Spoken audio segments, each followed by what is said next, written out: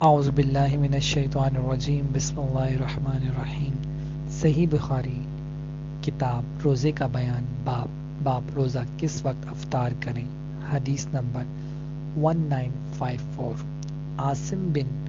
خطاب حضرت عمر رضی اللہ تعالی عنہ سے روایت کرتے ہیں، انہوں نے بیان کیا کہ رسول اللہ صلی اللہ علیہ وآلہ وسلم نے فرمایا کہ جب رات اس طرف سے آ جائے اور دن اس طرف چلا جائے اور آفتاب ڈوب جائے تو روزہ دار کے افطار کا وقت آ گیا۔ ٹرانسلیشن نیریٹڈ عمر بن الخطاب رضی اللہ تعالی عنہ اللہ Apostle sallallahu alayhi wa alihi wasallam said, when night falls from this side and the day vanishes from this side